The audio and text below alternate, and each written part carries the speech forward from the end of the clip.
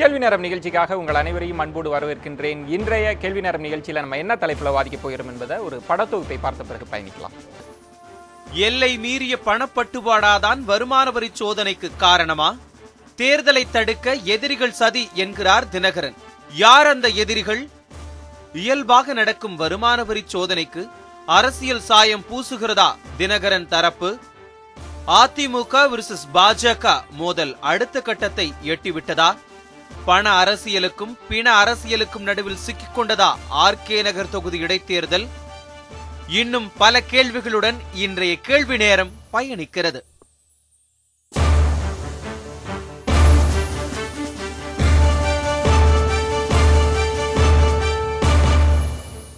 பொதுவாக வருமான வரி துறை சோதனை நடத்துகிறது அப்படின்னா அவர் வருமானத்திற்கு மீறி சொத்து சேர்த்திருக்கிறாரா, எந்த அளவுக்கு பணம் கைப்பற்றப்பட்டது, இதுதான் விவாதிக்கப்படும். ஆனால் ஆர்கே நகர் இடைத்தேர்தல் இந்த விவாதத்தை இன்னொரு இடத்திற்கு தள்ளி இருக்கிறது அப்படின்னே சொல்லலாம். பழி வாங்குவதற்காக இந்த நடவடிக்கை மேற்கொள்ளப்படுகிறதா அல்லது ஒரு இயல்பான வருமான வரி சோதனையை நம்ம இட்டுக்கட்டி ஒரு மிகைப்படுத்தி இதற்கு அரசியல் சாயம் பூசுகிறோமா என்கிற தலைப்பில் தான் நம்ம வாதிக்க இருக்கிறோம். நான் கருத்துரையாளர்களை உங்களுக்கு அறிமுகம் செய்து விடுகிறேன். சசிகலா அணியிலிருந்து திரு தீரன் அவர்கள் வணக்கம். பாஜக தரப்பிலிருந்து திரு எஸ்.ஆர். சேகர் அவர்கள் வணக்கம். பத்திரிகையாளர் ஷியாம் அவர்கள் வணக்கம். ஓபிஎஸ் அணியிலிருந்து திரு தூத்துக்குடி செல்வம் அவர்கள். நால்வரையும் வரவேற்று விட்டு விவாதத்திற்கு செல்லலாம். திரு தீரன் அவர்கள் உங்கள்கிட்ட தான் ஆரம்பிக்கணும். பொதுவாக வருமான வரித்துறை எப்படி செயல்படும்? ஆர்கே நகர் இடைத்தேர்தலாம் ஒத்தி வச்சிரும். அவங்களுக்கு கிடைக்கிற தகவல் அடிப்படையில் போவாங்க, பார்ப்பாங்க. அதற்கு பிறகு கணக்குகள்லாம் இருந்துன்னா விடுப்பாங்க, இல்லைன்னா அவங்களுக்கான ஃபைன் இதெல்லாம் நடக்கும். இது ரொம்ப நார்மலாக நடக்கிற ஒரு விஷயம். இதுக்கு ஏன் அதிமுக உங்கள் தரப்பில் இவ்வளவு பதட்டம் அடையணும்? இல்லை, இது பதட்டம் அல்ல. நீங்கள் பார்த்தீங்கன்னா உங்களுக்கு தெரியும், பொதுவாக வருமான வரித்துறை இதுவரையில் ஏதாவது அந்த அவங்க வீடுகளிலிருந்து கைப்பற்றினது ஏதாவது தகவல் சொல்லியிருக்காங்களா? காலையில் 5:30 மணியோ 6 மணிக்கோ ஆரம்பித்தது. இன்னே வரல.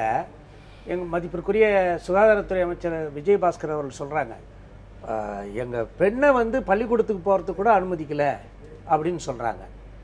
அதோடு மட்டும் இல்லாமல் அவர் சரத்குமார் நேற்று தான் என்ன பண்ணுறாரு, எங்களுடைய அணிக்கு எங்களுடைய கழக துணை பொதுச் செயலாளர் டிடிவி தினகரன் அவர்களுக்கு ஆதரவு தருவதாக அறிவித்தார். நேற்று தான் அறிவித்தார். அது நேற்று ஊடகங்கள்லாம் வந்தது. இன்னைக்கு பார்த்தா காலையில் வெடிகாலம் அவங்க வீட்டில் ரெய்டு. இல்லை, அதைத்தான் நான் கேட்குறேன். என்ன சொல்கிறேன்னா, அது பாஜகவுக்கோ ஓபிஎஸ் அணியினருக்கோ அவர் எப்போ சேர்ந்தாருன்ற பார்வை இருக்கலாம். வருமான வரித்துறை இதெல்லாம் அடிப்படையாக வச்சுட்டு தான் வீட்டுக்கு சோதனை வராங்க. இப்போ வருமான வரித்துறை சோதனை இன்னும் ஒரு சில நாட்களில் தேர்தல் போலிங் டேட் வரும்பொழுது இப்போ வருமான வரித்துறை சோதனைன்றதுக்கு என்ன அவசியம் இருக்குதுன்னு எனக்கு தெரியல. ஒரு 10 நாளுக்கு முன்னாடி செஞ்சுருக்கலாம், இல்லை இந்த தேர்தலுக்கு பின்னாடி செஞ்சு அவங்க ஒன்றும் எங்கேயும் இங்கிலாந்துக்கு ஒன்றும் போயிட போகிறதில்லை, இங்கே தான் இருக்க போகிறாங்க. அப்படி இருக்கும்பொழுது இப்போ தான் என்னமோ இவங்களுக்கு தகவல் வந்த மாதிரியும் அதனால தான் இவங்க நடவடிக்கை எடுக்கிற மாதிரியும் சரி, அதையாவது ஏதாவது ஏற்கனவே இவர்கள் மத்தியில் ஆளக்கூடிய பாரதிய ஜனதா கட்சி அரசானது என்ன செய்கிறது என்று சொன்னால், தேவையில்லாமல் ஏதோ ஒரு இன்ஃபர்மேஷன் கிடைச்சது அது கிடைச்சுன்னு சொல்கிறேன். அவங்களுடைய உள்நோக்கமே வேறு. நாங்கள் இதை தெளிவாக சொல்கிறோம், ஆரம்பத்துலேருந்தே சொல்லிட்டு இருக்கிறோம். நான் தான் அதில் அதிகமாக தெளிவாக இருக்கிறேன்.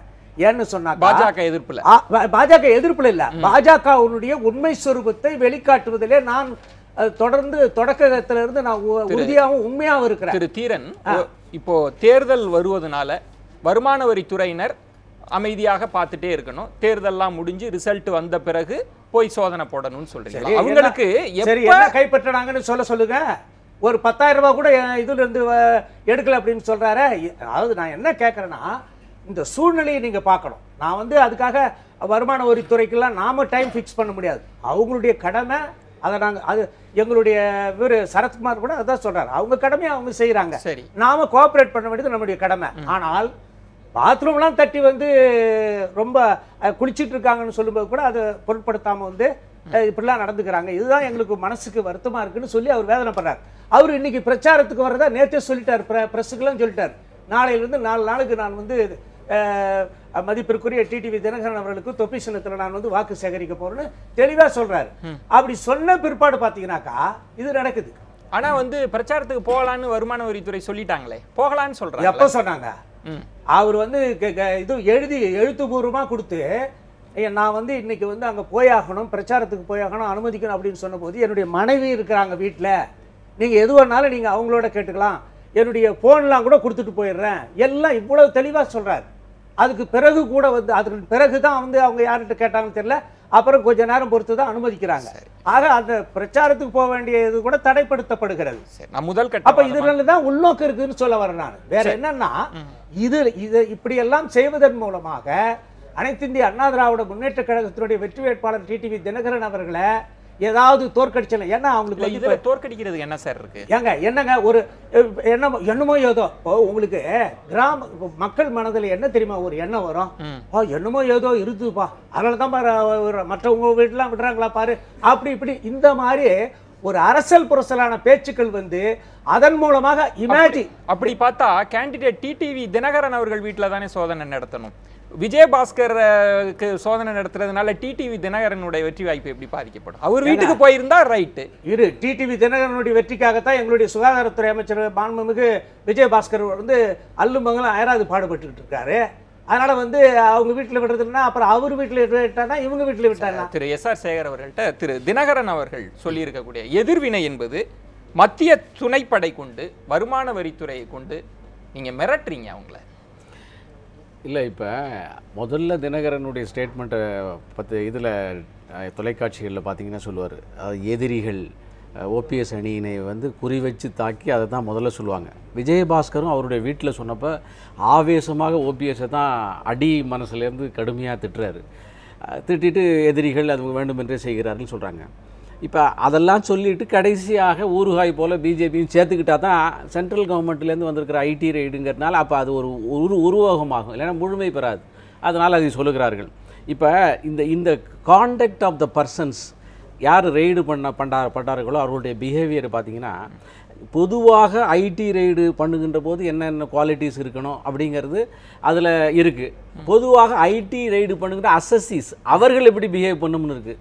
இவங்க வந்து கடுமையாக அரசை விமர்சிக்கிறது, கோபம் வரும், அதனால் விமர்சிக்கலாம். இவர் அரசியல் கட்சியில் மந்திரியாக இருக்கார், அதனால் அவருக்கு அந்த ஒரு தெம்பு இருக்கிறது. 3 பேரை உள்ளர கூட்டு போயிருக்காரு. ஐடி ரைடப்போ யாரையுமே உள்ளர கூட்டு போகக்கூடாது. அது வந்து அவ்வளோ தூரத்துக்கு ஃபோர்ஸ் பண்ணி சிஆர்பிஎஃப்பையும் மிரட்டி உள்ளுக்குள்ளே போயிருக்காங்க. இரண்டாவதாக பேட்டி கொடுக்கக்கூடாது, பேட்டி கொடுக்குறாரு. இதெல்லாம் வந்து தெரியாதவர் இல்லை ஒரு அமைச்சர் வந்து அதை தவறாக பயன்படுத்தி போகிறார். இவருடைய கான்டாக்ட் இப்படி இருக்கிறது. அமைச்சர் வந்து மத்திய துணைப்படையை மிரட்டுறதா சொல்றீங்க, அதுக்கு அவங்க பயப்பட்டதாகவும் சொல்றீங்க. பயப்படுறது இல்லை, அதாவது குறைந்த எண்ணிக்கையில் இருக்காங்க, அதனால அவங்க வந்து உள்ளர, அதாவது அந்த சூழ்நிலை கருதி அவங்க ஏதாவது முடிவு எடுத்துருக்கலாம். ஆனால் அது தப்பான முடிவு. அதுக்கு பின்னால் வந்து அவங்க சொல்லியிருக்காங்க. 4 மணியிலிருந்து சோதனை நடத்தப்படுது. அவருடைய குழந்தைக்கு கூட பள்ளிக்கூடத்திற்கு போவதற்கு கூட அனுமதி இல்லை. அவர் ஒரு அமைச்சரும் கூட. நான் இன்னொன்றும் கடந்து கேட்கிறேன், அந்த நேரம் வருமான வரித்துறை சோதனை செய்வதற்கு தேர்ந்தெடுக்கிற நேரம் இருக்கு பார்த்தீங்களா, அது ஒரு ப்ளே பண்ண தான் செய்யும். அந்த இடம் தான் இன்னைக்கு விமர்சனத்திற்கு உள்ள. அது விமர்சனத்துக்கு உட்பட்டது அல்ல. ஏன்னா நீங்கள் வந்து வருமான வரித்துறை ஐடி செக்ஷன் 32 பிரகாரம் ஒரு ஐடி ஆஃபீஸருக்கு ரெய்டு பண்ணுவதற்கு உண்டான என்னென்னலாம் பவர்ஸ் இருக்கிறது என்கிறதை வரிசையாக படித்து பார்த்தீங்கன்னா, அவங்க வந்து 24 ஹவர்ஸ்ன்னு முதல்ல சொல்கிறாங்க, அப்புறம் 45 ஹவர்ஸ்ன்னு சொல்கிறாங்க. இல்லை, நீங்கள் ஒரு தேர்ந்த சாதுர்த்தியமான வாதத்தினால என்னுடைய கேள்வியை கொஞ்சம் மாத்துறீங்க. நான் 4 மணிக்கெல்லாம் போனதை பற்றி சொல்லலை. ஆர்கே நகர் இடைத்தேர்தல் நெருங்கி வருகிறது, இந்த நேரத்தில் இந்த சோதனை அவசியமானு கேட்குறேன். இந்த ஐடி அஃபீஷியல்ஸ் அதில் சொன்ன ஒரு வார்த்தை, 4 கம்ப்ளைண்ட்டுக்கு மேலே வந்திருக்கிறது, பணப்பட்டுவாடா செய்வதாக அந்த கம்ப்ளைண்ட் வந்திருக்கிறது. அதனால் இப்போ நாங்கள் கண்டுபிடிச்சதில் கிட்டத்தட்ட நான் அவருடைய வீட்டிலேருந்து 10,000 எடுக்கலைங்கிறார். ஆனால் அவருடைய ப்ரைவேட் செக்ரட்டரி, பர்சனல் செக்ரட்டரியிலேருந்து 3.5 கோடி 4.5 கோடி 5.5 கோடி ஏதோ சம் நம்பர் வருகிறது. அதாவது ஒரு பெரிய அளவில் ஒரு நம்பர் வருது. அது மட்டும் இல்லாமல் அவங்களுடைய ஒப்பீனியனில் வேறு ஒரு தொலைக்காட்சியில் பேசுகின்ற போது 50 கோடிக்கு உண்டான ஆதாரங்கள் டிஸ்ட்ரிபியூட் பண்ணதுக்கான ஆதாரங்கள் கிடைத்திருக்கிறது அப்படின்னு சொல்றாங்க. யார் சொல்றது? தொலைக்காட்சியில இந்த அதை நம்ம எடுத்துக்க முடியல. நான் சொல்லுவது வருமான வரித்துறை ஆதாரபூர்வமாக சொல்லாத வரைக்கும் நம்ம எதையுமே வருமான வரித்துறையினுடைய ஆதாரங்கள் 5 கோடி ரூபாய் அவருடைய பிஏல ஒருத்தட்ட 3.5 கோடி, ஒருத்தட்ட 2.2 கோடி, இன்னொருத்தட்ட 1 crore அண்ட் இது டோட்டலா 5 கோடி ரூபாய் என்று அபிஷியல் ரிலீஸ்ல சொல்லியிருக்கிறார்கள். ஆனா அதுக்கெல்லாம் அவங்க கணக்கு கொடுக்கலாம், கொடுக்காமல் இருக்கலாம். அன்னைக்கே சொல்றதை வச்சு நம்ம பேசிட முடியாது. ஆனால் என் கேள்வி திரு எஸ்.ஆர். சேகர், எப்போதுமே இல்ல ஒரே ஒரு குற்றம் வந்து ஒரே ஒரு விசாரணைக்கு பின்னாலே சரத்குமார் நேற்று வந்து அவர் வந்து ஆதரவு தரார். இன்றைக்கு அவர் வீட்டில் ரைடு. இல்லை நேற்று அதாவது இதெல்லாம் நீங்கள் இரண்டாவது விஷயத்தை மட்டும் பேசுகிறீங்க, செகண்ட் ஃபேஸ். அதுக்கு முதல்ல நடந்த விஷயங்களை பேசுவதற்கு நாம் எப்போதுமே அதுதான் வழக்கம். முதல்ல இருக்கிறது பேச மாட்டோம். இவர் அங்கே போயிருக்காரு, அவரிடம் பணம் கைமாறி இருக்கிறது என்கின்ற கம்ப்ளைண்ட் வந்ததனுடைய அடிப்படையில் அல்லது இவருடைய வீட்டுக்கு போனதுக்கு பின்னாலே அங்கு கிடைத்த ஆதாரங்கள் அது இருக்கிறதுக்கு வாய்ப்பு இல்லை. ஏன்னா ஏற்கனவே கம்ப்ளைண்ட் வந்திருக்கு உறுதியாக, அதனால தான் போயிருக்காங்க. எப்போதுமே ஐடி டிபார்ட்மெண்ட்டினுடைய மிக முக்கியமான விஷயம், அவர்களுக்கு புகார் வராமல் எந்த விஷயத்தையும் செய்ய மாட்டாங்க. புகார் வந்ததுதான் ஈவன் யார் வேண்டுமானாலும் புகார் தரலாம், யார் வேண்டுமானால் புகார் தான். அந்த புகாரை அவர்கள் வெறும் காசிப்பாகவோ வெறும் எதிர் எண்ணம் கொண்டிருக்கிறார் என்ற காரணத்தினாலேயோ மட்டும் பரிசீலிக்காமல் அதில் ஆதாரம் இருக்கிறது என்று அவர்கள் நம்பினால் நான் இப்படி 34 எடுத்துக்கொள்ள முடியாதா? வருமான வரித்துறை யாரெல்லாம் டிடிவிக்கு ஆதரவு தருகிறீர்களோ மறுநாள் காலையில் வருமான வரித்துறை சோதனைக்கு வருவார்கள் என்கிற மிரட்டல் இதுல இருக்கே. இல்லை, அது இருக்க முடியாது. ஏன்னா நீங்கள் சசிகலா குடும்பத்தின் மீது சொல்லப்பட்ட வருமானத்திற்கு அதிகமான சொத்து அப்படிங்கிற விஷயத்தில் பார்த்தா அவங்க குடும்பத்தின் மீது ரெய்டு நடத்தினா நிச்சயமாக கிடைக்கும். ஆனால் அவர்கள் மீது நடத்தப்படாத காரணம் புகாரோ அல்லது ஆதாரமான விஷயங்களோ வந்து சேரவில்லை என்ற அர்த்தம். இங்கே இவர் 5 கோடி ரூபாய் கொண்டு போவதாக, அதுவும் ஒரு குறிப்பிட்ட காரினுடைய நம்பரை போட்டு கொண்டு போவதாக அவர்களுக்கு ஆதாரம் வந்ததாக எனக்கு கூட நிறைய செய்திகள் வந்தது, வாட்ஸ்அப் மற்ற விஷயங்கள். அதை நான் நம்ப தயாராக இல்லை. ஆனால் இப்போது நம்புவதற்கு நம்ப வேண்டிய அவசியம் இருக்கிறது. ஏனென்றால் அது வந்த உடனே இவருக்கு இந்த ரைடெல்லாம் நடந்திருக்கிறது. எனவே இது அது மட்டும் இல்லை, நீ கான்டாக்ட் ஆஃப் த பர்சன். இப்போ கூட்டத்தை வைத்து ஒரு வருமான வரித்துறை அதிகாரி அவர் ரைடு பண்ணுறாரு, போறாரு, உங்களுடைய அப்ஜெக்ஷனை தெரிவிக்கலாம். உங்களுடைய பெண்ணாக இருந்தால் பெண்ணு தான் சர்ச் பண்ணணும், நீங்கள் ஸ்டேட்மெண்ட் கொடுக்கலாம். இதெல்லாம் 2 சாட்சிகளை வைத்துக் கொள்ளலாம். இதெல்லாம் இருக்குது. இதெல்லாம் விட்டுட்டு சாதாரணமான ஒரு படிப்பறிவு இல்லாத மக்கள் கூட இந்த சட்டத்தை மீறாத சூழ்நிலையில் அமைச்சர்களை கொண்டு உள்ளுக்குள்ளர ஃபோர்ஸ்ஃபுல்லாக நுழைந்தது ஒன்று. அதே மாதிரி சரத்குமாருடைய விஷயத்தில் அவர் மனிதாபிமான மற்ற முறையில் நடந்து கொண்டாருன்னு சொல்கிறாங்க. எக்கச்சக்கமான தன்னுடைய ஆதரவாளர்களை கொண்டு அவர்களுக்கு ஒரு நெருக்கடியும் ஒரு நெருக்குதலும் ஒரு தள்ளும் இல்ல. நான் சொல்ல ஒரு அரசு அதிகாரிக்கு கூட, அரசு அலுவலருக்கு கூட ஒரு கூட்டம் கூடினதெல்லாம் பார்க்கிற போது ஒரு அமைச்சருக்கோ ஒரு அரசியல், அது எந்த கட்சியை சார்ந்தவங்களா இருக்கலாம், தொண்டர்கள் கூடுவது ரொம்ப இயல்பானது. ஐடி ரெய்ட்ல இது வித்தியாசமானது. ஐடி ரெய்ட்ல இது நடக்காது. ஐடி ரெய்ட்ல இப்பதான் நடக்குது. மற்ற எல்லா விஷயங்களும் கிரிமினல் கேஸ், மற்ற விஷயங்கள், ஹாஸ்பிட்டல்ல ஏதாவது மரணங்கள், அந்த மாதிரி விஷயங்கள், பொது இடங்கள்ல வாதங்கள், அந்த விஷயங்கள் இதெல்லாம் நடந்திருக்கிறது. ஐடி ரெய்ட்ல சம்பந்தப்பட்டவர்கள் தெரிந்தே இதை அனுமதித்திருக்கிறார்கள் என்று சொல்வது நல்ல விஷயம் அல்ல. ஷியாம் அவர்கள், திரு SR சேகர் அவர்கள் சொன்னதிலிருந்தே என்னுடைய கேள்வி, ஒரு வருமான வரித்துறை அவங்களோட செயல்பாட்டை செய்வது அதுக்கு ஒரு களங்கப்படுத்தக்கூடிய ஒரு முயற்சி, இதை ஒரு RK நாயர் இடைத்தேர்தலோட முடிச்சு போட்டு களங்கப்படுத்துவது சரியா? அவங்களுக்கு கிடைக்கிற தரவுகளின் அடிப்படையில் சோதனையை மேற்கொள்றாங்க, அதை ஃபேஸ் பண்ணுங்க. அதை விட்டுட்டு ஏன் களங்கப்படுத்தணுன்ற கேள்வியே எப்படி எதுவும்? இது எல்லாமே 2002 லோக்சபா டிஸ்கஷன்ல இருந்து தான் ஸ்டார்ட் ஆச்சு. எப்படின்னா, excessive influence of money power vitiates the election process. அளவுக்கு அதிகமான பணபலம் தேர்தல் செயல்முறைகளை கேலி கூத்தாக்குகிறது. இப்படி ஒரு டிஸ்கஷன் வருது. வந்த பிறகு section 20B representation of peoples ஆக்டில் இருக்கிற ப்ரொவிஷன்ஸ் படி இது நார்மலான ஐடி ரைடாக நம்ம பார்க்க வேண்டாம். இது தேர்தலோடு சம்மந்தப்பட்ட ஐடி ரைடு தான். எப்படின்னா, தேர்தல் நடைமுறையில் எப்போ புகார்கள் எழும்புகின்றனவோ அப்போ புகாரின் தன்மைக்கு ஏற்ப அது அடுத்த கட்டத்துக்கு நகருது.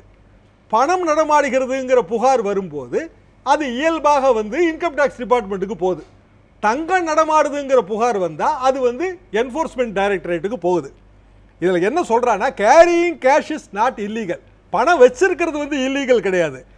But if it is undisclosed, ஆனால் அது சொல்லப்படாத பணமாக இருந்தால், வெறுமனே 2 லட்சம் ரூபாய்க்கு மேலே இருந்தால், இப்போ இருக்கிற சட்டப்படி 2 லட்சம் ரூபாய்க்கு மேலே இருந்தால் அது இன்கம் டேக்ஸ் டிபார்ட்மெண்ட்டோட ஸ்கேனருக்கு போய்த்தான் ஆகும்.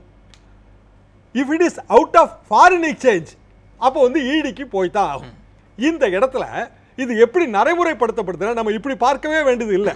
இது நார்மலான இன்கம் டேக்ஸ் ரைடு அல்ல. நார்மலான இன்கம் டேக்ஸ் ரைடுக்கு ஒரு சர்வேங்கிற ஒன்று தேவை. அதாவது ரைடு நடத்துறதுக்கு முன்னாடி ஒரு சர்வே நடத்தி ஒரு 10 நாள் 15 நாள் ப்ராசஸ் அது. அதுக்கு பிறகு ஆட்களை எல்லாம் திரட்டி எந்த இடத்துக்கு போறாங்கன்னு தெரியாமலேயே சீசர் சர்ச், சீசர், மகஜர், இதுதான் அதோட ப்ராசஸ். சரி, இது அப்படி இல்லை. இது எப்படி ஆரம்பிச்சதுன்னா, கெனட்லேண்டில் ஒரு லாட்ஜ், இந்த லாட்ஜில் வந்து பண நடமாட்டம் இருக்கிறதாக ஒரு புகார். போகும்போது அங்கே வெளியூர்காரங்க நிறைய பேர் இருக்கிறாங்க, அவங்ககிட்ட லிஸ்ட் இருக்குது. இந்த லிஸ்ட்டு படி வந்து பணம் கொடுத்ததுக்கான பட்டியல்லாம் இருக்குது.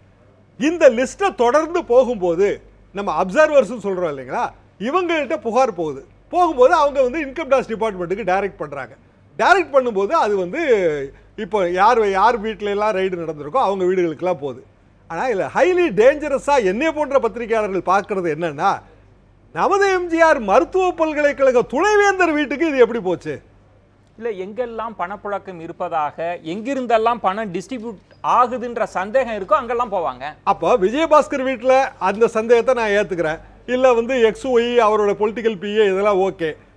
ஹவ் அபவுட் ஒரு விசி ஆஃப் மெடிக்கல் யூனிவர்சிட்டி?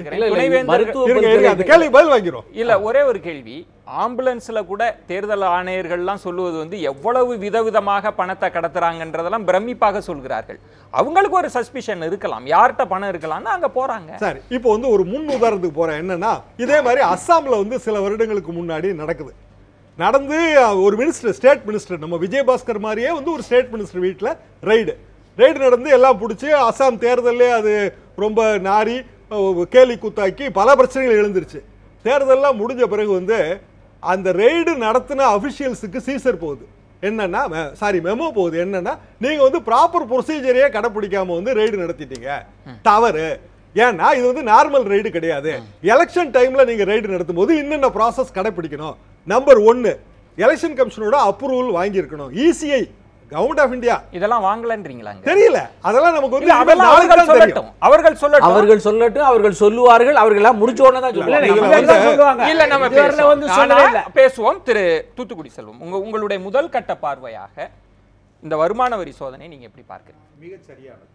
என்ன கேட்டீங்கன்னா, ஜனநாயகத்தில் இவ்வளவு பெரிய அளவில் மிக பட்டவர்த்தனமாக ஒரு ஓட்டிற்கு 4000 ரூபாய் 2000 புது ரூபாய்களை கொடுத்து வாக்குகளை விலைக்கு வாங்கி ஜனநாயகத்தை மிகப்பெரிய அளவில் கேவலப்படுத்துகிற ஒரு பட்டவர்த்தனமான வெளிப்படையான எந்த விதமான அச்சமோ தயக்கமோ குறைந்தபட்ச தடுமாற்ற ஒரு வகையான ஊடகங்களின் பார்வையில இருந்து நாம கொஞ்சம் விலகி இருக்கணுங்கிற வந்து தார்மீக பயம் கூட இல்லாம வெளிப்படையா ஒரு ஓட்டுக்கு 4000 ரூபாய் 2000 ரூபாய் யார் சொன்னது?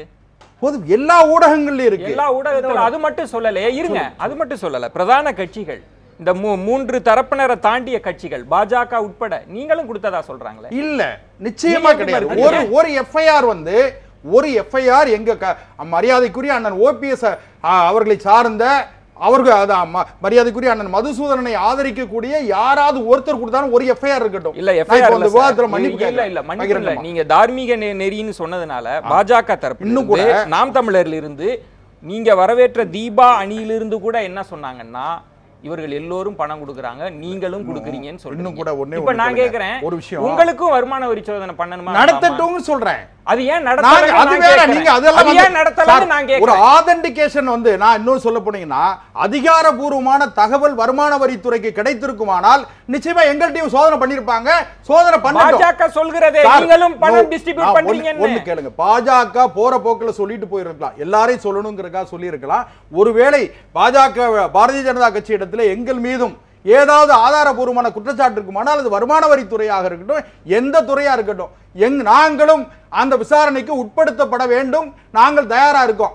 ஒரு சின்ன விஷயம் ஒன்று அனுமதிங்க. அதாவது இன்னும் கூட என்ன கேட்டீங்கன்னா, அடுத்து வருகிற தலைமுறைக்கு இப்படிப்பட்ட ஒரு பட்டவர்த்தனமான வாக்குகளை விலைக்கு வாங்குற ஒரு முயற்சியை நாம ஆதரிக்க கூடாது. ஒரு பொது விவாதங்கள்ல கூட நான் தயவு செய்து என்ன சொல்றேன்னு கேட்டீங்கன்னா, என்னன்னா இதே கேள்வியை நான் 3 சட்டமன்ற இடைத்தேர்தல் நடந்தது இல்லைங்க, சொல்லுங்க, தஞ்சாவூர் அரவக்குறிச்சியில.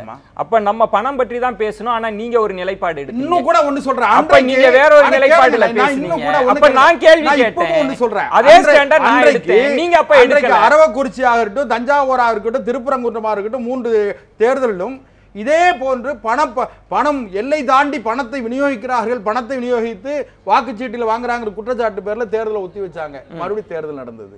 நான் இன்னும் கூட என்ன சொல்றேன்னு கேட்டீங்கன்னா, அதிகாரத்தை தவறாக பயன்படுத்தி மாநில அரசாங்கத்தினுடைய அரசு இயந்திரங்களை முழுமையாக கவர்மெண்ட் மெஷினரிஸ் அனைத்தையும் முழுமையாக பயன்படுத்தி இப்படிப்பட்ட இது தவறு நடக்கக்கூடாது. இந்த ஐடி ரைடுக்கு திரு தூத்துக்குடி செல்வம், நீங்க ஒரு அணியிலிருந்து கட்சியிலிருந்து பிரிஞ்சு வந்திருக்கிறீங்க. திடீர்னு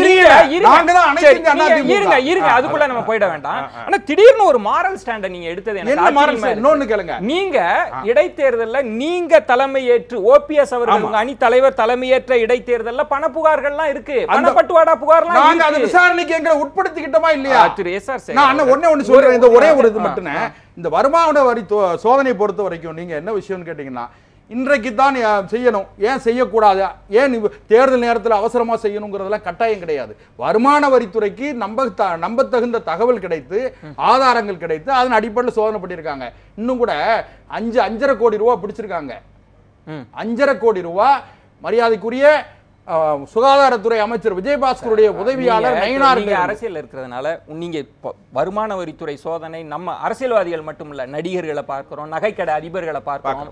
அன்றைக்கு மாலை பத்திரிகைகளிலேயே கட்டுக்கட்டாக பணம், கட்டி கட்டியாக தங்கம்லாம் நம்ம பார்க்கிறோம். அதற்கு பிறகு வருமான வரித்துறை என்ன சொன்னாங்க என்னன்றதெல்லாம் நமக்கு தெரியல. பிடிப்பட்ட பணத்தை மட்டுமே வைத்துக்கொண்டு இது எல்லாம் சட்டத்திற்கு புறம்பான பணமா அப்படின்னு வர முடியுமான்றது நம்ம பின்னால ஒரே ஒரு கேளுங்க சார். இந்த விசாரணையை கூட நீங்க 3 அமைச்சர்கள் யாரு, தமிழ்நாடு அரசுடைய சிறப்பு பிரதிநிதி, 2 அமைச்சர்கள் யாரு, உடுமலை ராதாகிருஷ்ணன், காமராஜ் என்கிற 2 அமைச்சர்கள், 3 பேருமே அந்த கேட்ல இருக்கிற மத்திய பாதுகாப்பு படையை எல்லாம் மிரட்டிட்டு உள்ள போறாங்க. இதெல்லாம் என்ன நியாயம்னு கேட்க திரு தீரன் அவர்கள்ட்ட 2 பேர் வைத்த குற்றச்சாட்டுல என் கேள்வியை வாங்கிக்கங்க. முதல்ல ஒரு அமைச்சர் நடந்து கொண்ட விதம் சரியா? என்ன வருமான வரித்துறை சோதனை வருது, உங்க மடியில கனம் இல்ல அப்படின்னா பயம் இல்லாம இருந்துட்டு போங்க. இல்ல அதுக்காக அமைச்சர் ஆவேசப்படல.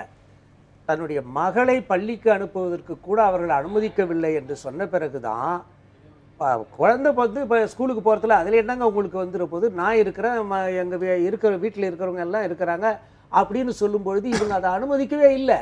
அவங்க கிட்ட எவ்வளவு அவர் ரெக்வெஸ்ட் பண்ணி கேட்டு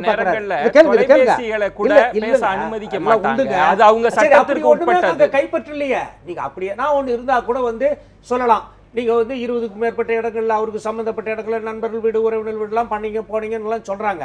அது கூட இன்னும் முழு தகவல் எப்படி வந்ததுன்னா என்ன கைப்பற்றினாங்கன்றதெல்லாம் வெளி உலகத்துக்கு சொல்லிதான் ஆகணும். இவங்களுடைய கடமை இருக்கு.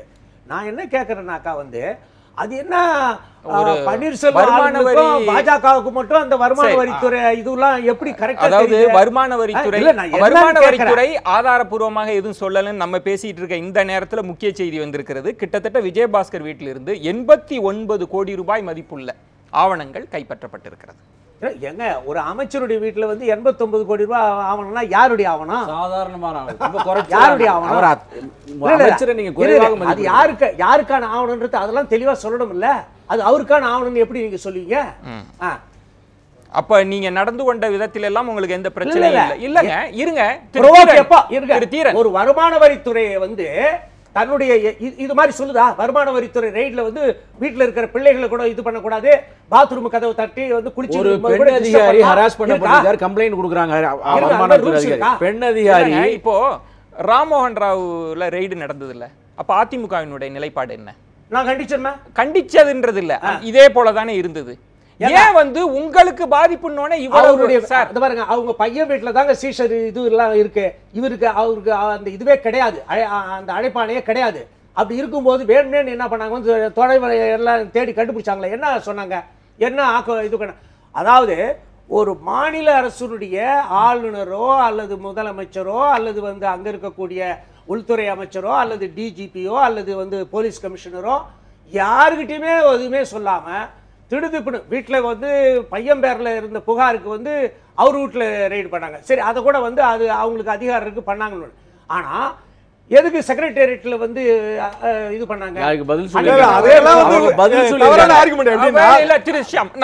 ஒவ்வொரு கட்டமாக முக்கியமான ஒரு திரு சேகர் அவர்கள் இன்கம் டாக்ஸ் டிபார்ட்மெண்ட் விரும்பினா எங்க இந்த இடத்துல அங்க இருக்கக்கூடிய இவங்களுக்கு ஆவணத்தை வச்சு சொன்ன நம்பர் பேசுவோம். இவரே சொன்னதுக்காக இன்றைக்கு நடந்த வருமான வரி சோதனை என்பது ஆர்கே நகர் இடைத்தேர்தலோடு சம்பந்தப்பட்டு அதுல மத்திய அரசும் இருக்கிறதுனால தான் என் கேள்வியில தொடுக்க வேண்டியிருக்கு. நம்ம பேசுவோம் இடைத்தேர்தல் அப்சர்வர்ஸ் ஆர்டர் பண்ண வருமான வரி சோதனை. சாதாரண சர்ச் சீசர் அது இல்ல. திரு எஸ்ஆர் சேகர் அவர்கள்ட்ட பாஜக இந்த இடத்துல விமர்சனத்திற்கு உள்ளானதுனால நான் கேட்கிறேன். மத்திய அரசு, பாஜகன்னு கூட சொல்வது தவறு, மத்திய அரசு. நான் என்ன கேட்கிறேன்னா, பாஜக தரப்பிலிருந்து டிடிவி அணிக்கு எதிரான எந்த செயல்பாட்டையும் நீங்க பகிரங்கமா ஆதரிக்கிறீங்க, வரவேற்கிறீங்க, இது ரொம்ப நல்ல செயல்னு நீங்க சொல்லிட்டே இருப்பதையும் பார்க்க முடிகிறது. இப்ப எல்லோருமே பணம் உங்கள் பார்வையின்படி திமுக கொடுத்திருக்கிறது, ஓபிஎஸ் அணியில கொடுத்திருக்காங்க, சசிகலா அணி தரப்புல கொடுத்திருக்காங்கன்னா ஏன் நடவடிக்கை மட்டும் டிடிவி தினகரனை மட்டும் மையப்படுத்தி இருக்கு? இல்லை, இது இந்த குற்றச்சாட்டு ஏன் வைக்கப்படுகிறதுன்னு எனக்கு புரியல. அதாவது அவர் பணத்தை அதாவது தினகரனுடைய மேஜர் ஃபண்டிங் அத்தாரிட்டியாக விஜயபாஸ்கர் செயல்பட்டிருக்கிறார். நீங்கள் கூட அந்த டாக்டர் வைஸ் சான்சலர் வீட்டுக்கு போனது கேட்டீங்க. வைஸ் சான்சலர் இந்த மருந்துகளுடைய புகார் அவர் மேலே இருக்கிறதாக இன்றைக்கு ஐடியில் சொல்லியிருக்காங்க. அவர் அதனுடைய அந்த மருந்து வாங்குகின்ற ஒரு இடத்துல இருந்து ஆர்டர் பண்ணியிருக்காங்க. எனவே இந்த டோட்டலாக ஹெல்த் டிபார்ட்மெண்ட் சம்பந்தப்பட்டவர்கள் தான் இதில் அதிகமாக ஈடுபட்டிருக்கிறார்கள். இந்த எலெக்ஷனுடைய எலெக்ஷனுடைய அந்த இது இருக்குல்ல முனை, அது இதெல்லாம் இந்த இடத்துக்குலாம் எடுத்துகிட்டு போயிருக்கு. இந்த விஜயபாஸ்கர் ஏற்கனவே கரெக்டாக ஒரு சந்தேகத்துக்குரிய நபராக இருந்திருக்கிறார். ஆனா நீங்க சொன்ன அடிப்படை குற்றச்சாட்டுல நீங்க விலகுறீங்கன்றது என் கேள்வி எங்க வருதுன்னா, ரைட், நீங்க இந்த ஃபண்டிங் அத்தாரிட்டியா விஜயபாஸ்கர் இருந்தாருன்னு சொல்வதெல்லாம் உங்க தரப்பு வாதமாக நான் எடுத்துக்கிறேன். இல்ல இத பேசுவோம், எல்லாம் முடிவு வரட்டும். ஆனா திமுக பணம் கொடுத்திருக்கு, ஓபிஎஸ் அணியினர் பணம் கொடுத்திருக்காங்கன்னா அவங்களோட ஃபண்டிங் அத்தாரிட்டியை நோக்கி எல்லாம் தேர்தல் கமிஷனோ தேர்தல் ஆணையரோ எந்த புகாரும் கொடுக்கலையா? அப்படி என்றால் திரு தூத்துக்குடி செல்வம் சொல்வது போல உங்கள் குற்றச்சாட்டுல வலு இல்ல. அதாவது நீங்க இவர்களெல்லாம் இப்ப இன்னைக்கு ரைடு நடந்திருக்கிறது, இன்னைக்கு விஜயபாஸ்கர் மீது ரைடு நடந்திருக்கிறது. இன்னையில இருந்து இன்னும் 4 நாள் தான் தேர்தலே இருக்கிறது. இந்த 4 நாளைக்கு முன்னால 10 நாள் 15 நாள் இந்த அரசாங்கம் சும்மா தூங்கி கொண்டு இருந்தது. இந்த அரசாங்கம் ஒண்ணுமே செய்யல, இப்படி ஒரு குற்றச்சாட்டு சாட்டலாம். இப்போது கண்ணுக்கு கையுங்களவுமாக பிடிக்கிற ஆதாரங்கள், அதற்கு சம்பந்தமான கம்ப்ளைண்ட்ஸ் எல்லாமே இவர் மீது மட்டுமே கிடைத்திருக்கிறது. எப்போதுமே குற்றவாளிகள் 10 பேர் குறுக்கீடு இதுல மன்னிக்கணும். என்னன்னா ஒரு ராங்கா போயிட்டே இருக்கு. இதுல தேர்தல்னு வந்த உடனே ஃப்ளையிங் ஸ்குவாடுங்கிற எஃப்எஸ் வருது, அப்புறம் ஸ்டாட்டிக் சர்வீலன்ஸ் டீம்ங்கிற எஸ்எஸ்டி வருது, ரைட்டுங்களா? இந்த எஃப்எஸும் எஸ்எஸ்டியும் சேர்ந்த உடனே அதுக்கு சில உரிமைகள் தானே கிடைக்குது.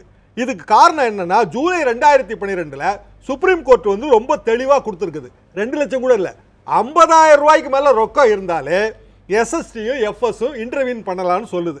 ஏன்னா ஒன்னு, to keep vigil over movement of illicit cash, சட்டத்துக்கு புறம்பான பணம் நடமாட்டம். பணம் கொடுக்கணும்னு கூட அவசியம் இல்லை, பணம் நடமாட்டினாலே போதும், அதை விஜில் வை. 2வது வாட்ச் எக்ஸ்பெண்டிச்சர். 3வது ஓப்பன் 24/7 கால் சென்டர். காலையில 4 மணிக்கு வந்தாங்க, 24 மணி நேரமும் எங்க வேணாலும் எப்ப வேணாலும் போகலாம். சரி, போகலாம். ஆனா நான் ஒரு பத்திரிகையாளர் உங்களிடம் கேட்பது, அதிமுகவில் தினகரன் தரப்பில் நாங்கள் பழிவாங்கப்படுகிறோம், மத்திய அரசு வருமான வரியை கொண்டு எங்களை மிரட்டுதுன்றதை நீங்க எப்படி பார்க்கறீங்க? மத்திய அரசு இல்லைன்னு சொல்ல வரீங்க? அப்படி நான் சொல்ல வரல. ஏன்னா மத்திய அரசோட வருமான வரித்துறை என்னையவே பத்திரிகையாளர் பழி வாங்கியிருக்கு. பிஜேபி அப்ப ஆட்சியில் இல்லையே தவிர நானே பழி வாங்கப்பட்டிருக்கிறேன். 1 கோடி ரூபாய்லாம் கேஷ் போட்டிருக்காங்க எங்க ஆபீஸ்ல. பழி வாங்க தான் செய்வாங்க சார்.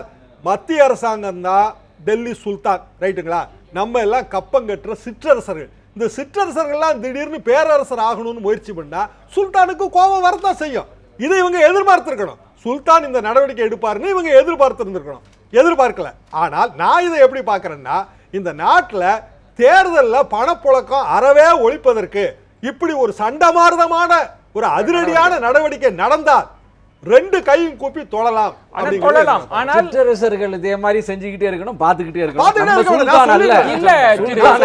ஆனால் எனக்கு என்ன ப்ராப்ளம்னா, இதற்கு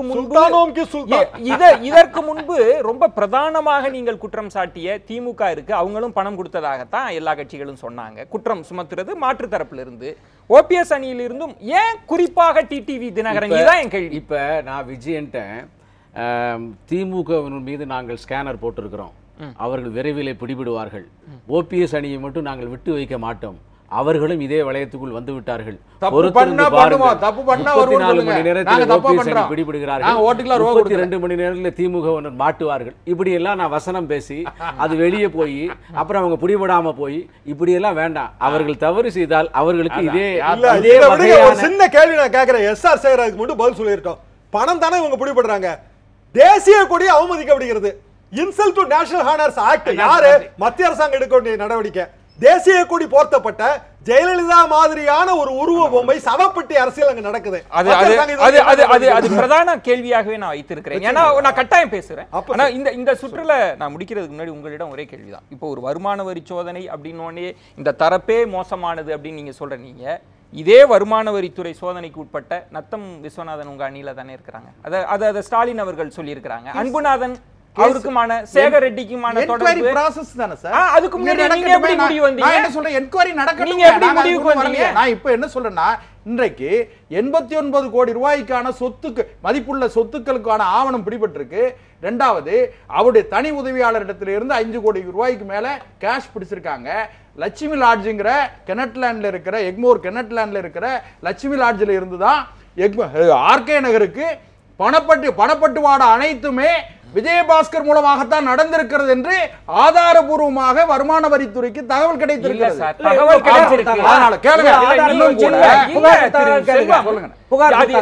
தீர்ப்பு எழுதப்படுவதற்கு முன்பாகவே அது ஆதாரபூர்வமாக என்ன இதுல பிரதானமான குற்றச்சாட்டு, இது இந்த நடவடிக்கை என்பது டிடிவி தினகரனுக்கு எதிரான நடவடிக்கை அல்ல, ஓபிஎஸ்க்கு ஆதரவான நடவடிக்கை. நிச்சயமா கிடையாது. நீங்க கேட்ட உடனே பாதுகாப்பு கிடைப்பது எதிராளியை பலவீனப்படுத்தக்கூடிய முயற்சி இல்லைங்க. நான் எது கிடையாதுன்னா, அண்ணன் ஓபிஎஸ் அவர்களை பொறுத்தவரையில் மாண்புமிகு புரட்சி தலைவி அம்மாவால் 2 முறை முதலமைச்சர் ஆக்கப்பட்ட இன்றைக்கு முன்னாள் முதலமைச்சர் 1.5 கோடி தொண்டர்களில் 90% தொண்டர்கள் அனைத்து இந்திய அண்ணா திராவிட முன்னேற்ற கழகத்தின் தொண்டர்கள் அண்ணன் ஓபிஎஸ் ஆதரிக்காங்க. பிரச்சனை இல்ல உங்களுக்கு இல்ல, மத்திய அரசின் ஆதரவு இருக்குதான்ற கேள்வி, தேர்தல் ஆணையத்தின் ஆதரவு இருக்கான்ற கேள்வி. இவங்க பாதுகாப்பு கேட்டா மத்திய அரசாங்கம் பாதுகாப்பு கொடுக்கும். ஏன்னு கேட்டா இல்ல, ஒரு திரு டிடிவி தினகரனோ மற்ற யாரோ அவங்க பாதுகாப்பு கேட்டாங்கன்னா கொடுப்பாங்க. அவங்களுக்கு பாதுகாப்புன்றது இல்ல, உங்களுக்கு அனுகூலமாகவே இந்த வருமான வரி மத்திய அரசாங்கம் நியாயமா நடக்கு சார். மத்திய அரசாங்கம் நியாயமா நடக்கு. அதனால நடந்துட்டு போகுது. அதத்தான் நான் இவ்வளவு நேரம் கேட்டுட்டு இருந்தேன். இந்த மத்திய அரசாங்கம் எங்களுக்கு ஆதரவாக இருக்க வேண்டிய அவசியம் இல்லை. நியாயமாக மத்திய அரசாங்கத்துக்கு ஆதரவாக ஒரு இடைவேளைக்கு பிறகு பேச வேண்டியது முக்கியமான இடம். திரு தராசு ஷியாம் அவர்கள் குறிப்பிட்டதை போல பாஜக வைத்திருக்கிற முக்கியமான குற்றச்சாட்டும் அதுதான். ஆர்கே நகர் இடைத்தேர்தலை இந்த 2 பிரதான அணிகள் என்பது பண அரசியல் பிண அரசியலாக மாற்றிவிட்டார்கள் அப்படின்ற ஒரு குற்றச்சாட்டு முன்வைக்கப்படுகிறது. அது பற்றியும் பேச வேண்டியிருக்கிறது. ஒரு சிறிய விளம்பர இடைவேளைக்கு பிறகு பொறுத்திருங்கள்.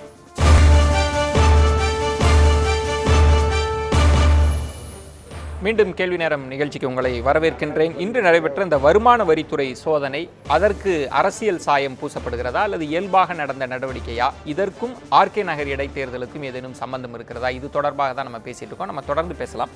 திரு தீரன் அவர்கள்ட்ட, திரு தினகரன் அவர்களே, தேர்தலை தடுக்க எதிரிகள் சதி செய்கிறாங்கன்னு சொல்றாங்க. யார் அந்த எதிரி? எங்களுடைய இன்னைக்கு அரசியல் களத்துல அவரை எதிர்த்து போட்டிடுறவங்க எல்லாருமே எதிரிகள் தான். அவங்க எல்லாருமே சேர்ந்து இந்த வருமான வரி, அதாவது என்னன்னா, இப்போ எங்களுடைய கழக துணை பொதுச் செயலாளர் டிடிவி தினகரனுக்கு நாள்தோறும் ஆதரவு பெருகிட்டு அவருடைய வெற்றி வாய்ப்பு உறுதி செய்யப்பட்ட ஒன்றாகிவிட்டது. அதனால என்ன நடக்குதுன்னா, இது நான் உங்களுக்கு கொஞ்சம் இதனுடைய பின்னணியை கொஞ்சம் சொன்னா உங்களுக்கு புரியும்னு நினைக்கிறேன். இன்று நேற்றல்ல, அதாவது இப்போ போன வெளியில வந்துட்டுன்னு சொல்ற மாதிரி அவங்க வாயாலே அதெல்லாம் சொல்லிட்டாங்க. நீங்களும் சில கேள்வி கேட்டீங்க, அதையும் ஒத்துக்கிட்டாரு. நான் என்ன சொல்றேன்னா, முதல்ல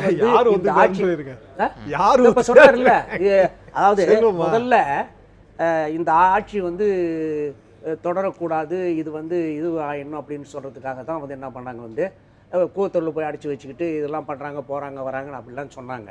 அப்போ அவங்களுடைய முதல் முயற்சி அதில் முறியடிக்கப்பட்டது. யாரோட முயற்சி? ஓபிஎஸ் அணி தரப்பா? ஆமா, ஓபிஎஸ் அணி யாருக்கு அவங்க கையாள யாருக்கு? பாஜகவோட திமுகவோட தான் இவங்களுக்கு எல்லா லிங்க் இருக்கு. அனைத்து இந்திய அண்ணா திமுக நான் வருகிறேன். என்னுடைய நேரடியான கேள்வி, இன்றைய தினம் இந்த சோதனை, நீங்க கொடுக்கிற பதில், அதிமுக பாஜகன்ற இந்த உங்க அணி தரப்பு பாஜக மோதல் உச்சகட்டத்தை அடைஞ்சிருச்சா? ஏன்னா நீங்க இப்போ திமுக விமர்சிக்கிறத விட பாஜகவை விமர்சிக்கிறீங்க. நீங்க ஏதுங்க உங்களுக்கு பேசு? பாஜக இங்க ஒண்ணுமே கிடையாது.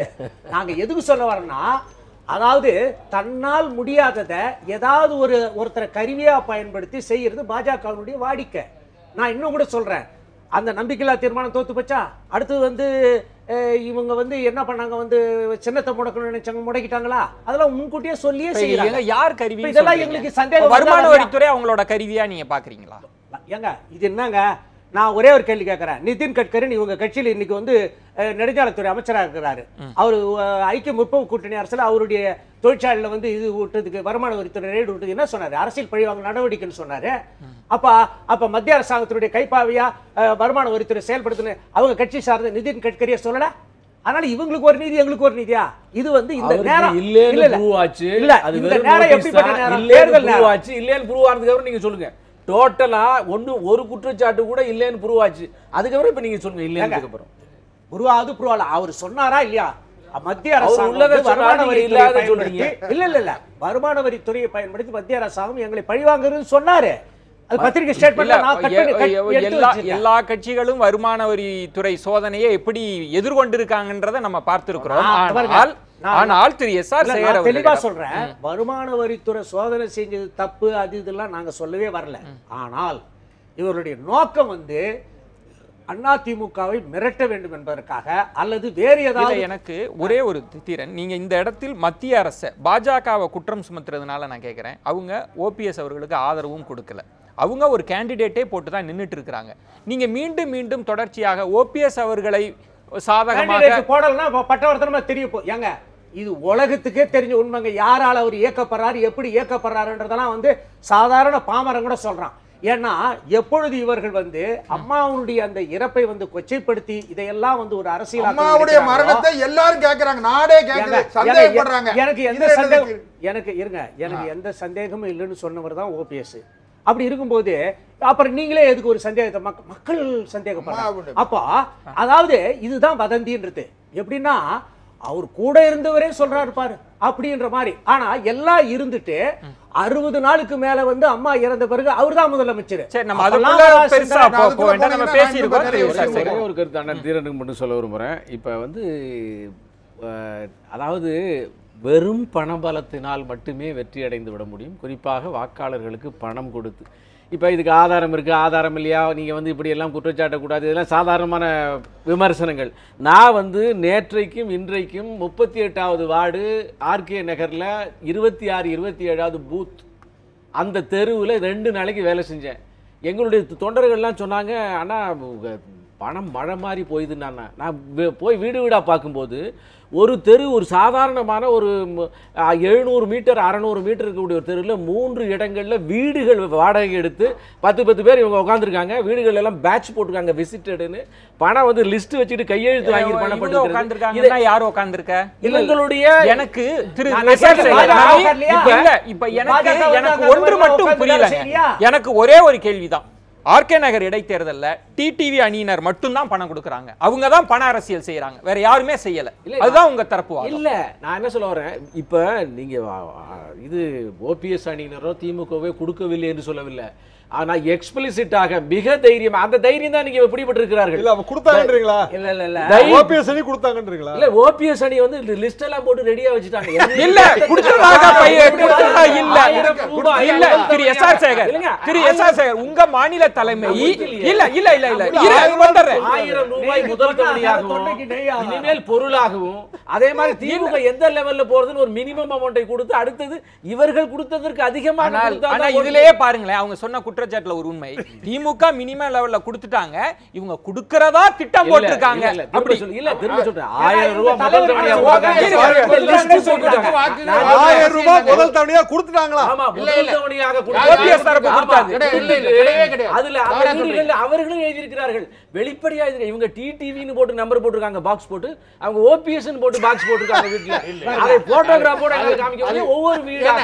எனவே இவங்க யாருமே பணம் கொடுப்பதில்லை, ஒருத்தருக்கு ஒருத்தர் என்ன கடைசியா கொடுக்க போறான்னு தெரிஞ்சுக்கலாம் நம்ம. அவ்வளவுதான். ஒரு முக்கியமான குற்றச்சாட்டை பாஜக தரப்புல நீங்க இந்த ஆர்கே நகர் இடைத்தேர்தல்ல, நான் அந்த வார்த்தையை ரொம்ப தயக்கத்தோடு தான் பயன்படுத்துகிறேன், பிண அரசியல் அப்படின்ற வார்த்தை. நிச்சயமா வந்து அதுல வந்து ஒரு விஷயம், நீங்க அந்த பிண அரசியல்ங்கிற அந்த தலைப்பு பாஜக சொன்ன வார்த்தை தான். அதான் தலைப்பு தேர்ந்தெடுத்ததுக்கு கூட நான் வந்து நிச்சயமா பாரதிய ஜனதா கட்சிக்கு நான் என்னுடைய கண்டனத்தை கூட தெரிவிக்க நான் விரும்புறேன். ஏன்னு கேட்டீங்கன்னா, இதுல மாண்புமிகு இது 1000 ரூபாய் பெற்ற கண்டனம் இல்ல, நான் மாண்புமிகு புரட்சி தலைவி அம்மா அவருடைய மரணத்தில் ஏற்பட்டிருக்கிற மக்களுக்கு ஏற்பட்டிருக்கிற சந்தேகம் இதை நீங்க முதல்ல நியாயப்படுத்துறீங்களா? முதல்ல அதுக்கு வந்துருவோம். நிச்சயமா தப்பு. ஏன்னா, நிச்சயமா பல தப்பு. இருங்க. நான் தப்பு. அண்ணே, நான் இன்னொன்னு கேளுங்க. சார். ஒரு தொண்டன், ஒரு அடிமட்ட தொண்டன், அதுக்கு என்ன தண்டனை? இல்ல கேளுங்க, அதீத அடிபட்டு இல்ல, கேளுங்க. மாமா பாண்டியராஜ் அண்ணே, அடிபட்டு அண்ணே, தோன்றா? கேளுங்க அண்ணே. சார், ஒரு பாபா அதீத பாண்டியராஜன் இல்ல, அவரே இல்ல, இருங்களே. அவர் நேற்று ஒரு இத விவாதம் பேசிடுவோம். மதுசூதனன் அவர்கள் ஆதரிக்கிறார். இதுல என்ன தவறுன்னு நம்ம ஆமா, செய்தி ஒரே ஒரு வந்துடுறேன். ஆமா. மாஃபா பாண்டியராஜன் அவர்கள் ஆமா இதுதான் ஆமால, சொல்றாரு. அவர்தானே campaign-க்கு போறாரு. அப்புறம் அது என்னவா யாரோ ஒரு தொண்டனை போய் ஒண்ணு சொல்றீங்க. கேளுங்க. ஒரு இது தொண்டன், நியாயமா ஒரு முதல்ல? தொண்டனுடைய அதீதமான இன்னொரு விஷயம் சார், யார் சார் தொண்டன்? ஒட்டுமொத்தமா ஒரு விஷயத்தை புரிஞ்சுக்கிடுங்க. அனைத்து இந்திய அண்ணா திராவிட முன்னேற்ற கழகத்தினுடைய பொதுச் செயலாளர் 1.5 கோடி தொண்டர்களின் இதயத்தில் வாழ்ந்து கொண்டிருக்கிற மாண்புமிகு புரட்சி தலைவி அம்மாவுடைய அதெல்லாம் சரிங்க. மரணத்தில் கொண்டு வரல, அதை கேளுங்க. மரணத்தில் சந்தேகம் இருக்கிறது. அந்த சந்தேகம் தீர்க்கப்பட வேண்டும் என்று ஆர்கே நகர் மக்களும் விரும்புகிறார்கள், அது பொதுமக்கள் இப்ப விரும்புகிறாங்க. நான் நேரடியாக இல்ல, சொல்லுங்க. இது உங்க அதிமுகவுக்கு மட்டும் உரியவர் அல்ல, தமிழக எல்லாருக்கும் மக்களால் கண்டிப்பா, கொண்டாடப்பட்ட. கண்டிப்பா, இருங்க கண்டிப்பா, இருங்க கண்டிப்பா. சுப்ரீம் கோர்ட் தீர்ப்பில் கூட இறந்தவர்களின் மாண்பை கூட காப்பாற்ற வேண்டும்ன்ற கண்டிப்பா, தீர்ப்பெல்லாம் நம்ம கண்டிப்பா, படிச்சிருக்கோம். கண்டிப்பா. நீங்க இதை ஆதரிக்கிறீங்களா? ஏல நாங்க இன்னொரு விஷயம் ஒரு தேசிய கொடியை போர்த்தி கேளுங்க. நான் என்ன கேக்குறேன்னா, சார் இது மட்டும் வாங்க சார், பாஜக சொன்ன இதுதான், பண அரசியலை விட இது மோசமானது இல்லையா? நான் ஒரே ஒரு விஷயம் கேளுங்க. நேற்றைக்கே இந்த கட்சியினுடைய முன்னணி தலைவர்கள் ஒருத்தரா இருக்கிற அண்ணன் மாப்பா பாண்டியராஜன் அவர்கள் என்னுடைய கவனத்திற்கு வராமல் நடந்து விட்டது.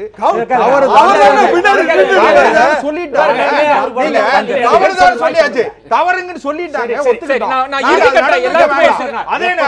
அதே நேரத்துல மாண்புமிகு புரட்சி தலைவி அம்மாவினுடைய மரணத்தில் மறைந்திருக்கிற மர்மத்தை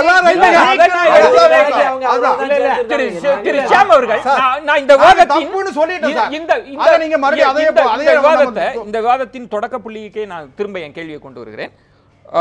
டிடிவி தினகரன் தரப்புல ஓபிஎஸ்க்கு ஆதரவாக பாஜக செயல்படுது அப்படின்ற குற்றச்சாட்டை தொடர்ந்து வைக்கிறாங்க. தீரன் போன்றவர்கள்லாம் பல இடங்கள்ல வந்து பாஜக மீது கடுமையான விமர்சனங்களை முன்வைக்கிறாங்க. ஆனா பாஜக தரப்புல 2 பேரையும் சமமாக தான் விமர்சிக்கிறாங்க. எந்த இடத்திலும் இவங்களுக்கு சாதகமாக அவங்க நடந்துக்கிறாங்க. அப்படிதான் நான் பாக்குறேன். ஏன்னா இப்ப கூட எஸ்.ஆர். சேகர் என்ன சொல்றாரு, ஓபிஎஸ் அணி வந்து 1000 ரூபாய் கொடுத்து முடிச்சிருச்சு, நான் கொடுக்கல. திமுக வந்து கொடுக்கிறதுக்கான புள்ளி ஒரு பட்டியல் வச்சிருக்குது, அவங்க கொடுக்கல, மத்த எல்லாரும் கொடுத்தாங்க சொல்றாரு. ஒண்ணு. ரெண்டாவது, பிண அரசியல்னு கடுமையான கண்டனம் தெரிவிச்சது வந்து பிஜேபி தான். ஆக்சுவலா அவங்க தான் முதல் கண்டனம் தெரிவிச்சாங்க. நேஷனல் இன்சல்ட் ஹானர், அது வந்து act, central government act, insult to national flag வந்து ஆக்ட். இந்த ஆக்ட் நீங்க சொல்ற மாதிரி பண அரசியலை விட மோசமானது. அது உடனடியாக கிரிமினல் ப்ராசிக்யூஷன் பண்ண வேண்டிய ஒரு விஷயம். மாஃபா வந்து அந்த அம்மாவோட டெட் பாடி மாடியான இருக்கிறதுக்கு நேரா பின்னாடி நிக்கிறாரு. அவருக்கு தெரியலன்னு சொன்னா அதை விட கேவலம் வேற எதுவுமே இல்லை. இப்போ நான் கேட்கிறேன், டிடிவி தினகரன் அவர்களே நேரடியாக குற்றம் சுமத்துறார், மத்திய அரசு வந்து எங்களை மிரட்டுதுன்னு. அப்ப நான் நீங்க சொல்ற வாதத்தில இருந்து எடுக்கிறேன், பாஜகவை நம்ம தேவையில்லாம விமர்சிக்கிறோம். கண்டிப்பா. அதாவது டிடிவி வந்து பிஜேபி எங்களை இது பண்ணு சொல்றதுல எனக்கு நம்பிக்கை இல்லைங்க. காரணம், மத்திய அரசுங்கிறது ஒரு பெரிய 1000 கால் கொண்ட ஒரு ராட்சத பூதம். எந்த கால் எந்த பக்கம் நகர்றது யாருக்கு தெரியாது. முதல் சுற்றுல நீங்க சொன்னீங்க வருமான வரித்துறையை கொண்டு மத்திய அரசு செய்வது ரொம்ப இயல்பானது. எப்படி எழுதுன்னா அந்த சுல்தான்கள் வந்து ஆக்டிவேட் பண்றது ஒரு அரசு அதிகாரிகள் மீதோ, இப்ப ராம்மோகன் ராவ் மீதோ, இல்லைன்னா வந்து ஒரு வியாபாரி மீதோ நடவடிக்கை எடுக்கிறதுக்கான சர்வே சர்ச் சீசன், அந்த 3 நடவடிக்கை எடுக்கிற பிளானிங்க்கு வந்து ஈஸி. ஆனா தேர்தல் டைம்ல வந்து உடனடியாக குயிக்கா பண்றாங்கல்ல, அது வந்து எஃப்எஸும் இந்த நான் ஏற்கனவே சொன்ன ஃப்ளையிங் ஸ்குவாடும் ஸ்டாட்டிக் சர்வேலன்ஸ் அந்த டீமும் தான். அதை வந்து நேரடியா இவங்க வந்து இன்ஃப்ளூயன்ஸ் பண்ணிட முடியாது. ஒன்று. ரெண்டாவது என்னன்னா, எல்லாத்தையும் விட நான் வந்து இதுல மோசமா பார்க்கிறது என்னன்னா, இந்த நாட்டிலேயே வந்து பண ஆதிக்கம் ஒழிக்கப்பட வேண்டும் என்பதுல நம்ம 2 பேருக்குமே மாற்று கருத்து இருக்க முடியாது. யாருக்குமே இருக்க முடியாது. அது வந்து சரியா வரவேற்க தகுந்த நடவடிக்கை. ஈவன் வந்து டிடிவிக்கு எதிராக வந்து பிஜேபி அந்த நடவடிக்கை எடுக்குமே ஆனாலும் கூட நான் வந்து வரவேற்கிறேன். தீரன் அவர்கள்ட்ட நீங்க மீண்டும் ஏன்னா அவங்களுக்கு அவங்க திமுக அவங்க கட்சி சார்பாக வெற்றி பெற வேண்டும்ன்றதுக்காக தான் அவங்க களத்துல நின்றுட்டு இருக்காங்க. நீங்க ஏன் தேவையில்லாமல் நீங்க உங்களுக்கு ஒரு சாக்கா பாஜக? இல்லை, எங்களுக்கெல்லாம் சாக்கு கிடையாதுங்க. நாங்கள் வந்து தெளிவாக இருக்கிறோம். நாங்கள் கேட்குற கேள்விக்கு முதல்ல பதில் சொல்லட்டோம். இப்போ இந்த இது கூட சொன்னீங்கல்ல, மாஃபா பாண்டியராஜன் ஒரு முன்னாள் அமைச்சர், அதுதான் நான் கேட்குறேன். பல மணி நேரம் அவர் அந்த தெருவில் பிரச்சாரம் பண்றாரு. இல்ல பாஜகவுக்கு வந்துருங்க, இதுக்கு விளக்கம் சொல்லணும். சரி, அது முடிச்சு என்ன பண்றாங்க, எங்க கட்சிக்காரங்க எதிர்ப்பு தெரிவிக்கிறாங்க. உடனே அவங்க ஆள்லாம் என்ன பண்றாங்க, கலாட்டா பண்ணி விரட்டி அனுப்பிடுறாங்க. உடனடியாக எங்களுடைய அந்த தண்டையார்பேட்டை தேர்தல் அலுவலகத்தில் எங்களுடைய வழக்கறிஞர் அணி எல்லாம் இளைஞர்கள்லாம் சேர்ந்து அங்கே தர்ணா பண்ணுறாங்க. அந்த தர்ணா பண்ண பிறகுதான் வந்து இந்த இது மூலமா என்ன பண்றாங்க, தகவல் கொடுத்து உடனே அதை தடுத்து நிறுத்துங்க, இங்க வந்து இதை பிரச்சனை பண்றாங்க ஆபீஸ்ல அப்படின்னு சொல்லிட்டு. இதுக்கெல்லாம் பல மணி நேரம் ஆச்சு. பல மணி நேரம் நடந்த ஒரு நிகழ்ச்சியை ஒரு படிச்சவரு, நான் ஒரே ஒரு கேள்வி கேட்கிறேன், ஒரு அம்மா கேக்குது, என்ன கேக்குது? இல்ல அதெல்லாம் வேண்டாம், தேர்தல் பிரச்சாரத்துல பேசலாம் திருக்கீரன். அவரே என் ஒரு கேள்விக்கு நீங்க தெய்வம்னு சொல்றீங்க. இல்ல அது வேண்டாம். இல்ல என் கேள்வி திரு தீரன், நான் அதே தான் கேக்குறேன். ஒரு பொது விவாதத்துல தேவையில்லாம நீங்க ஏன் பாஜகவை இழுக்கிறீங்க? தேவையில்லாம நான் தான் காரண காரியத்தோட சொன்னேன். அவங்க ஓபிஎஸ் அவர்களையும் விமர்சிக்கிறாங்க. இதை விட நான் அடிக்கிற மாதிரி அடிக்கிறேன், நீ அழற மாதிரி அழற, அந்த பாணி அது. நான் ஒரே ஒன்று கேட்கிறேன்,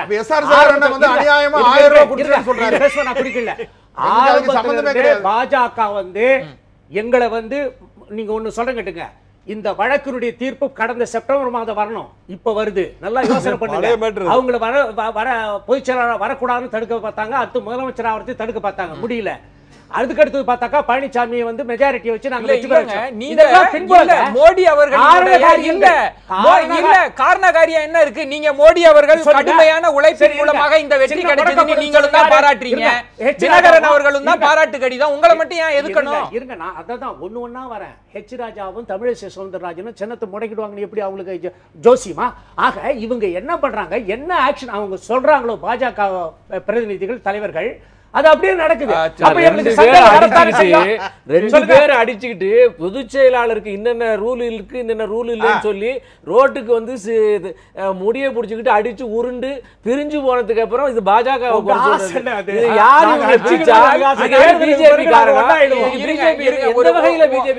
ஒரு தராசு தட்டுல வச்சு பார்க்கிறப்ப தினகரன் மீதான விமர்சனம், ஓபிஎஸ் அணியினரின் மீதான விமர்சனம்னு பார்க்கிறப்ப, நான் ஒட்டுமொத்தமாக பாஜகவின் செயல்பாடை பார்க்கிறப்ப தினகரனின் மீதான விமர்சனம் தான் அதிகமா இருக்கு. சார் எடை போட்டா சார் விமர்சிக்க முடியல.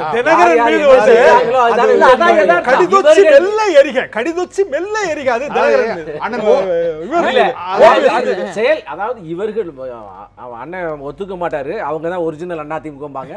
பிரிஞ்சு வந்த காரணத்தினால இவர்கள் அரசாட்சியில் இருக்கிறார்கள். உடனடியாக சொல்றோம், அவர்கள் மீது குற்றச்சாட்டுகின்ற போது இத்தனை நாளைக்கும் இந்த குற்றத்தோடு நீங்கள் துணை புரிந்து பக்கத்தில் இருந்து அதற்காக சாட்சியாக இருந்து இப்போது பரிசுத்தமாக இருப்பதாக ஏற்றுக்கொள்ள முடியாது. இப்ப என்ன விஷயம்னு கேட்டீங்கன்னா, அண்ணன் ஓபிஎஸ் அவர்களை தமிழ்நாட்டில் வந்து அடுத்து எதிர்காலத்திலே ஒரு நல்ல ஆட்சியை தரக்கூடிய தகுதி வாய்ந்த தலைவர்னு சொல்லி மக்கள் ஏத்துக்கிட்டாங்க, பொதுமக்கள் ஏத்துக்கிட்டாங்க, தொண்டர்கள் அனைத்து மக்கள் எப்ப ஏத்துக்கிட்டாங்க?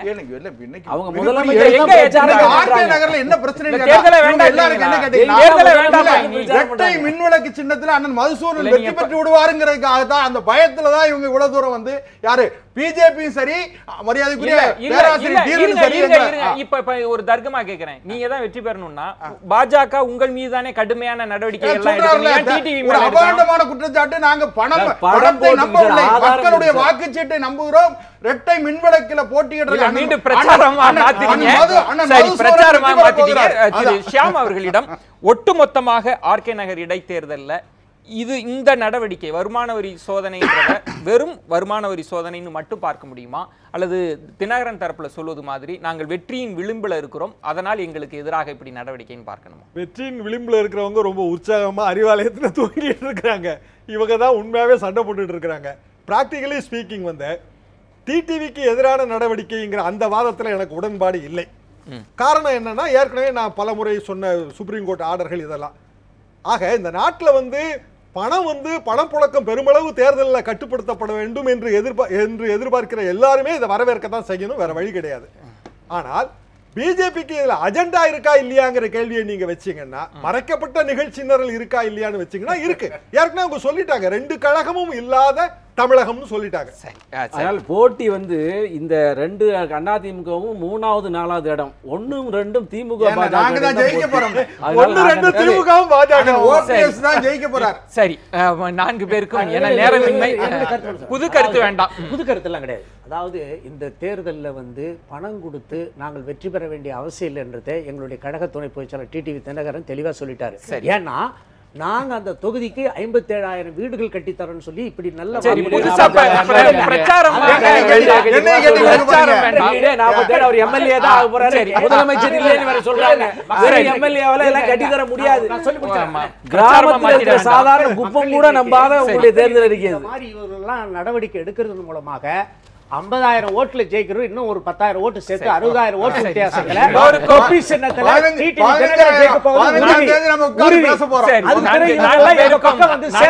நெஞ்சம் நிறைந்த நன்றிகளை தெரிவித்துக் கொள்கிறோம். வாக்காளர்கள் நம்ம என்ன தரப்பு தர்க்கங்களை வைத்தாலும் வாக்காளர்கள் உன்னிப்பாக கவனித்துக் கொண்டிருக்கிறார்கள். குறிப்பாக ஆர்கே நகர் இருக்கக்கூடிய வாக்காளர்களுக்கு என்ன நிலவரம் என்பது தெரிந்து கொண்டே இருக்கும். மற்றொரு ஆழமான தலைப்போடு சந்திக்கிறேன். நன்றி, வணக்கம், நள்ளிரவாகட்டும்.